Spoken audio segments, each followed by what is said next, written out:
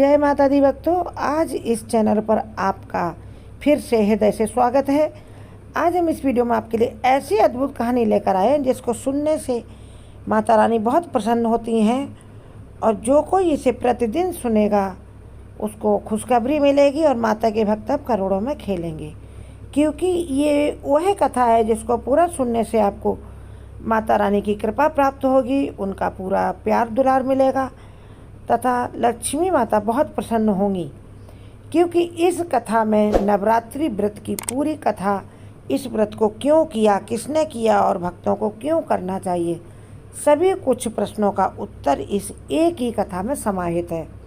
जो लोग इस चैनल पर नए जुड़े हैं या पहली बार इस चैनल पर इस वीडियो को देख रहे हैं, वह इस चैनल को ज़रूर से सब्सक्राइब करें और माता के भक्त वीडियो लाइक और शेयर अवश्य करें। माता की कृपा प्राप्त अवश्य होगी। आइए सुनते हैं उस अद्भुत कहानी को जिससे हमारे धन के भंडार भरेंगे और किस्मत के द्वार खुलेंगे। एक बार बृहस्पति जी, जो देवताओं के गुरु हैं, उन्होंने ब्रह्मा जी से प्रश्न किया कि हे ब्राह्मण, प्राणियों की हित की इच्छा से मैं आपसे एक प्रश्न करता हूँ कि मनुष्यों में सबसे जो जल्दी फल प्राप्त करने वाला मनुष्यों के लिए कौन सा ऐसा व्रत है जिसे करने से उन्हें तुरंत फल मिलेगा। कौन सी ऐसी कथा कहानी है जिसे वह पढ़ें और सुनें। यह सुनकर ब्रह्मा जी बोले, बृहस्पति, तुमने प्राणियों की हित की इच्छा से बहुत अच्छा प्रश्न किया है। जो मनुष्य मनोरथ पूर्ण करने वाली दुर्गा, महादेव, सूर्य और नारायण का ध्यान करते हैं, उनका व्रत पूजन करते हैं, वे मनुष्य धन्य हैं। इस पृथ्वी पर उनका जन्म सार्थक है। अब मैं तुम्हें नवरात्र व्रत की कथा सुनाऊंगा जो संपूर्ण कामनाओं को पूर्ण करने वाली है। इस नवरात्र के व्रत को करने से पुत्र की कामना वाले को पुत्र, धन की लालसा वाले मनुष्य को धन, विद्या की इच्छा रखने वाले को विद्या और सुख की इच्छा रखने वाले मनुष्यों को सुख मिलता है। इस कथा को सुनने से और व्रत को करने से रोगी मनुष्य का रोग दूर हो जाता, मनुष्य की संपूर्ण विपत्तियां दूर हो जाती हैं और घर में धन समृद्धि की वृद्धि होती है। बंध्या स्त्री को भी पुत्र रत्न या कन्या रत्न प्राप्त होता है, समस्त पापों से छुटकारा मिल जाता है और मन का मनोरथ सिद्ध हो जाता है। जो मनुष्य इस नवरात्र व्रत की कथा पूरी नहीं सुनता है वह दुखों को भोगता है। और अब जानते हैं कि क्या है वह कथा और इसका क्या मिलता है फल। जुड़े रहिए, पूरे वीडियो को देखिए, स्किप मत करिए। अंत में आपको हम एक ऐसी विधि भी बताएंगे जिसे करने से संपूर्ण दुर्गा नवरात्रि का फल प्राप्त होता है। तो अब ब्रह्मा जी कहते हैं, हे बृहस्पति देव, जिसने पहले इस महाव्रत को किया वह कथा मैं तुम्हें सुनाता हूँ, सावधान होकर सुनो। इस प्रकार ब्रह्मा जी का वचन सुनकर बृहस्पति जी कथा को ध्यान से सुनने लगे। ब्रह्मा बोले, प्राचीन काल में मनोहर नगर में पीठत नाम का एक अनाथ ब्राह्मण रहता था। वह भगवती दुर्गा का बड़ा भक्त था।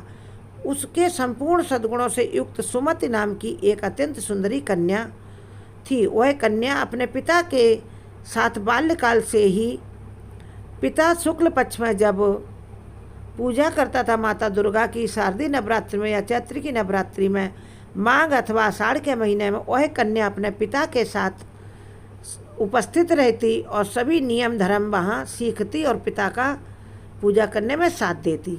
एक दिन सुमति अपनी सखियों के साथ खेलने में लग गई तो पुत्री को पूजा में उपस्थित न देखकर उस ब्राह्मण को बहुत क्रोध आया और उसने इस असावधानी के लिए पुत्री को कहा कि हे पुत्री, तूने आज माता दुर्गा की पूजा में अपना सहयोग नहीं दिया। अब मैं तेरा किसी कुष्ठ, दुष्ट या दरिद्र मनुष्य के साथ विवाह करूंगा। पिता का ऐसा वचन सुनकर सुमति को बड़ा दुख हुआ और उसने पिता से कहा, हे पिता, मैं आपकी कन्या हूँ, सब तरह आपके अधीन हूँ, जैसी आपकी इच्छा हो वैसा ही करो। राजा से, कुष्ठ से, दरिद्र से अथवा जिसके साथ चाहो मेरा विवाह कर दो, लेकिन मेरे भाग्य में जो लिखा है वह मुझे अवश्य मिलेगा। मेरा अटल विश्वास है भगवती माँ में, जो जैसा कर्म करता उसको वैसा ही फल प्राप्त होता है। ऐसा सुनकर उस ब्राह्मण का क्रोध और बढ़ गया और उसने क्रोधित होकर अपनी कन्या का विवाह एक कुष्ठ रोगी के व्यक्ति के साथ कर दिया, जो कुष्ठ रोगी था। पुत्री बहुत दुखी हो गई और उसने पिता ने बिना कुछ दान दहेज दिए उसको विदा कर दिया। वह कुष्ठ रोगी होने के साथ साथ उसका पति गरीब भी था। अब वह दोनों जंगल में भटकने लगे। भटकते भटकते जब दोनों थक गए तो एक वृक्ष के नीचे बैठ गए। वह वृक्ष पीपल का था। पीपल के वृक्ष के नीचे बैठकर उन्हें थोड़ी सांत्वना मिली, शांति मिली उसकी शीतल हवा से। उसके बाद वह कन्या मन में विचार करने लगी कि मैंने अपने पिता के साथ जब से थोड़ी भी बड़ी हुई बराबर माँ दुर्गा के पूजन में उनकी सहायता किया, उनकी साथ रही और माता का ध्यान भी किया। हे माता, यदि मेरे थोड़े भी पुण्य बाकी हों तो आप मेरे कष्ट दूर करें। उस गरीब बालिका की ऐसी दशा देखकर और उसकी प्रार्थना सुनकर माँ भगवती उसके पुण्य के प्रभाव से प्रकट हो सुमति से बोली, हे दीन ब्राह्मणी, मैं तुझसे प्रसन्न हूँ। तुम जो चाहो वरदान मांग लो, क्योंकि तुमने अपने पिता के साथ मेरी पूजा में पूरा साथ दिया और पिछले जन्म में भी तुमने नवरात्रि का व्रत किया। इसकी वजह से उस पुण्य के प्रभाव से मैं बहुत प्रसन्न हूँ। और ब्राह्मणी से बोली कि अब तू वर मांग ले। तो उसने कहा, सबसे पहले हे माँ भगवती, यदि आप मुझ पर प्रसन्न हैं तो हे दुर्गे, मैं आपको प्रणाम करती हूँ। कृपया करके मेरे पति का कोढ़ दूर कर दो, इसे स्वस्थ मनुष्य बना दो। देवी ने कहा कि तुम्हारे व्रत के प्रभाव से मैं ऐसा कर सकती हूँ। तुम इसे एक दिन के व्रत का पुण्य अपने पति को दे दो, अर्पण करो। उस पुण्य के प्रभाव से तेरा पति कोढ़ से मुक्त हो जाएगा। माता के ऐसे वचन सुनकर वह ब्राह्मणी बहुत प्रसन्न हुई और उसने पति को निरोग करने की इच्छा से अपना एक दिन का व्रत तथास्तु कहकर उसे अर्पण कर दिया। तब उसके पति का शरीर भगवती दुर्गा की कृपा से कुष्ठ रोग से रहित हो अत्यंत कांतिवान हो गया। वह ब्राह्मणी अपने पति की मनोहर देह को देखकर माता दुर्गा की स्तुति करने लगी और बोली, हे दुर्गे, आप दुर्गति को दूर करने वाली, तीनों लोगों को संताप हरने वाली, समस्त दुखों को दूर करने वाली, रोगी मनुष्य को निरोग करने वाली, प्रसन्न होकर मन वांछित फल देने वाली हो, दुष्टों का नाश करने वाली जगत की माता हो। हे अम्बे, मुझ निरपराध अबला को मेरे पिता ने कुष्ठ मनुष्य के साथ विवाह करके निर्धन के रूप में घर से बाहर धकेल दिया। मैं तिरस्कृत होकर निर्जन मन में भटक रही थी। आपने मेरा इस विपदा से उद्धार किया। हे देवी, मैं आपको प्रणाम करती हूँ, मेरी रक्षा करो। उस ब्राह्मणी की ऐसी स्तुति सुनकर देवी बहुत प्रसन्न हुई और ब्राह्मणी से कहा, हे ब्राह्मणी, तेरे उदालय नामक अति बुद्धिमान, धनवान, कीर्तिमान और जितेंद्रिय पुत्र शीघ्र उत्पन्न होगा। ऐसा वर प्रदान कर देवी ने ब्राह्मणी से फिर कहा कि हे सुमति, और जो कुछ तेरी इच्छा हो वह मांग ले। भगवती दुर्गा का ऐसा वचन सुन सुमति ने कहा कि हे माता, हे भगवती दुर्गे, अगर आप मुझ पर प्रसन्न हैं तो कृपा कर मुझे नवरात्रि व्रत की विधि और उसके फल का विस्तार से वर्णन करो। इस प्रकार ब्राह्मणी के वचन सुनकर माता दुर्गा ने कहा, हे ब्राह्मणी, मैं तुझे नवरात्रि व्रत की पूरी विधि पूर्वक बताती हूँ। नियम और कैसे व्रत करना वह भी बताती हूँ। यदि दिन भर व्रत न कर सके तो एक समय भोजन करे।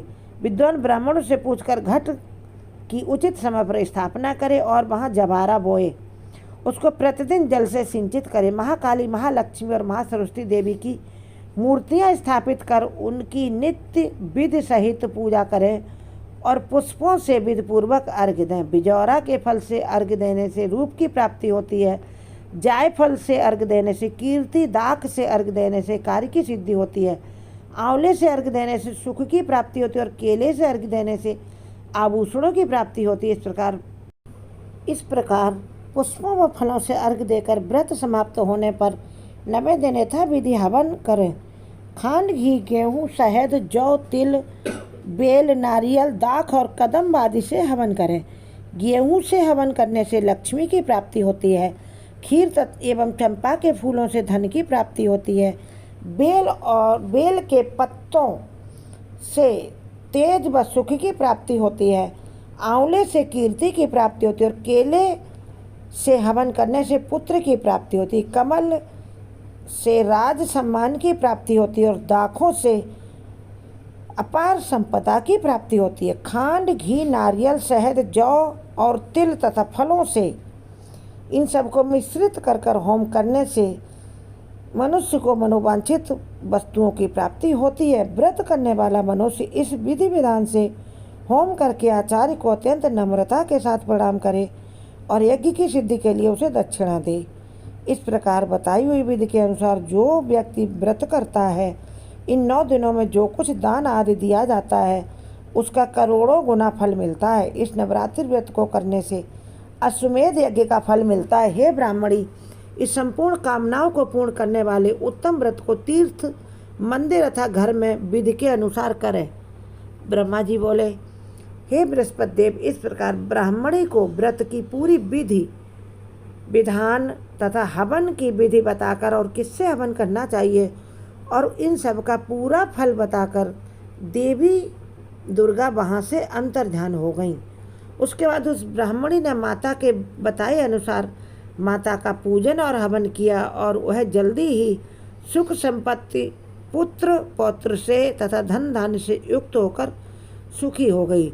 जो मनुष्य स्त्री इस व्रत को पूर्ण भक्ति भाव से करता है और इस कथा को सुनता है, वह इस लोक में सुख प्राप्त करके अंत में दुर्लभ मोक्ष को प्राप्त होता है।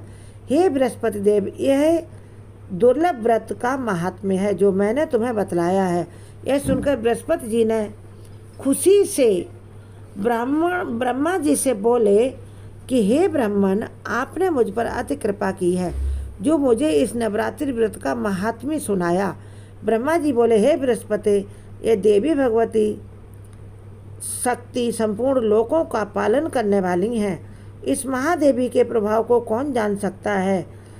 जब देवताओं पर विपत्ति हुई और उन्होंने महिषासुर को नहीं मार पाया तथा शुंभ निशुंभ किसी भी देवताओं से उनकी मृत्यु नहीं, देवों को सभी को उन्होंने पराजित कर दिया, तब सभी देवता महाशक्ति देवी की शरण में गए, माता पार्वती की शरण में गए।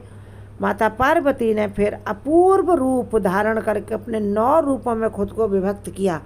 उसके बाद एक एक करके महिषासुर, रक्त बीज तथा शुंभ निशुंभ सभी दैत्यों का एक एक करके वध किया। दुर्गा सप्तशती में यही पूरी कहानी है। जो मनुष्य इस कथा को सुनता है अथवा दूसरों को सुनाता है उसको पुण्य फल की प्राप्त होती है, शुभ फल प्राप्त होते हैं तथा जल्दी ही उसे कोई अच्छी खबर प्राप्त होती है। जो लोग दुर्गा सप्तशती को पूरा पढ़ें तथा ध्यान से किसी को सुनाएं भी, उनको भी शुभ फलों की प्राप्त होती है, क्योंकि दुर्गा सप्तशती नामक की पुस्तक में देवी दुर्गा की तीनों शक्तियों का, दुर्गा, लक्ष्मी, जैसे महाशक्ति है महादुर्गा, महालक्ष्मी और महासरस्वती, इन तीनों देवियों के चरित्र बताए गए हैं और किस देवी ने किस दैत्य को मारा तथा देवताओं को उन्होंने कैसे सुख किया, सारी कहानियाँ दी हुई हैं। तो इस प्रकार जो माता भगवती की नवरात्रि में व्रत, पूजन, आराधना एवं धूप दीप से, हवन से उनको प्रसन्न करता है, उसको माँ देवी सभी प्रकार के सुख संपत्ति और यश प्रदान करती हैं तथा इन लोकों में वह व्यक्ति सुख भोग कर फिर माता के लोकों में जाकर माँ के प्यार से आप्लावित होकर उनके लोक में रहते हैं और मोक्ष चाहने वालों को माता मोक्ष भी प्रदान करती हैं। इस प्रकार सभी भक्त इस कहानी को सुने, इस कहानी को शेयर करें तथा वीडियो को लाइक और शेयर करें और चैनल को सब्सक्राइब करें। कमेंट बॉक्स में जय माँ भवानी, जय माँ दुर्गा, जय महागौरी, जय महालक्ष्मी, जय महासरस्वती अवश्य लिखें। सभी सुख से रहें, स्वस्थ रहें, मस्त रहें।